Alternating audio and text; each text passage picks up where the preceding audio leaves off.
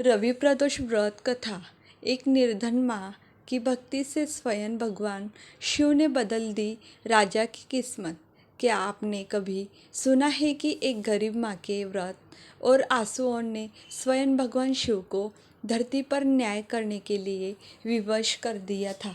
क्या सचमुच प्रदोष व्रत इतना प्रभावशाली है कि भगवान महादेव राजा के स्वप्न में प्रकट होकर निर्दोष भक्त की रक्षा करते हैं?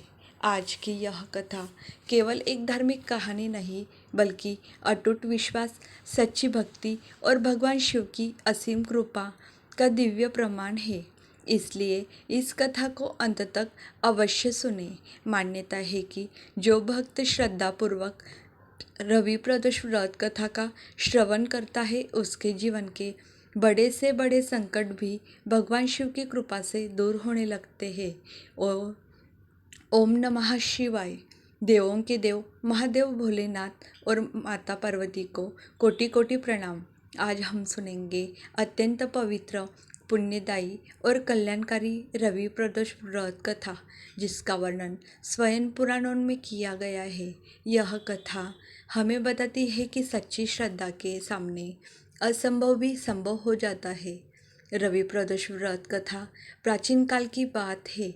पवित्र भागीरथी नदी के विशाल तट पर समस्त मानव जाति के कल्याण हेतु एक महान धर्म सभा का आयोजन किया गया।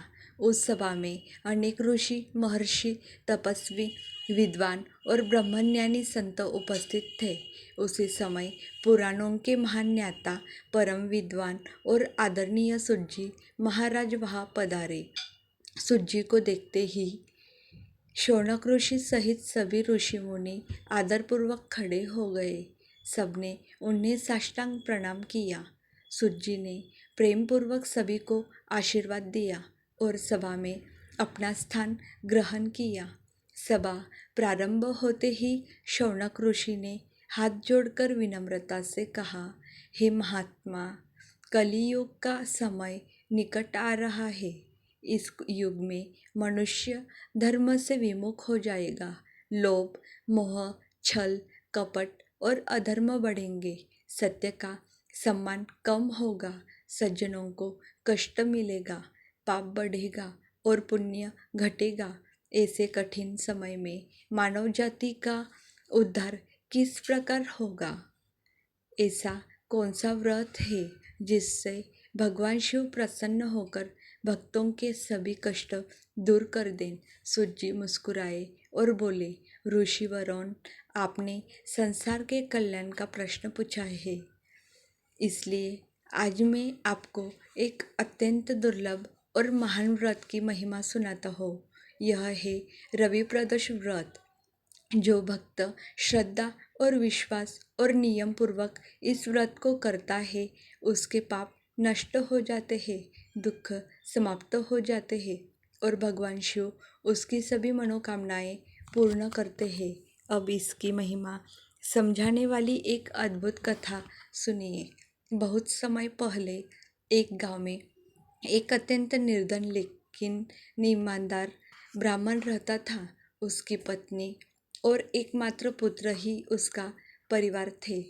गरीबी इतनी थी कि घर का गुजारा भिक्षा से चलता था। एक दिन वह बालक अपने मित्रों से मिलने दूसरे गांव गया। वापसी के समय जंगल के रास्ते में कुछ डाकुओं ने उसे घेर लिया।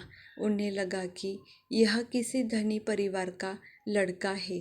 उन्होंने तलवार दिखाकर कहा, जो भी धन दौलत तुम्हारे पास है, तुरंत हमें दे दो, अन्यथा तुम्हें जीवित नहीं छोड़ेंगे।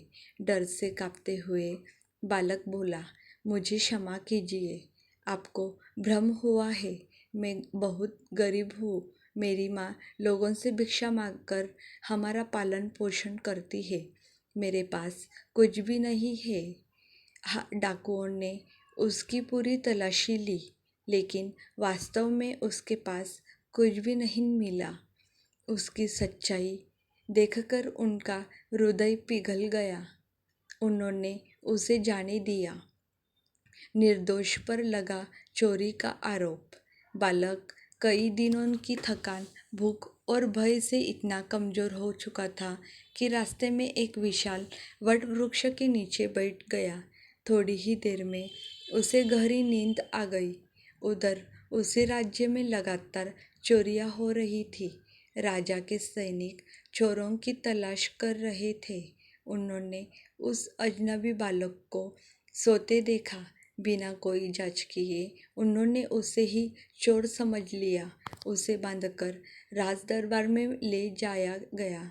राजा ने भी बिना सत्य जाने उसे कारागार में डालने का आदेश दे दिया। माँ की भक्ति ने बदल दी किस्मत।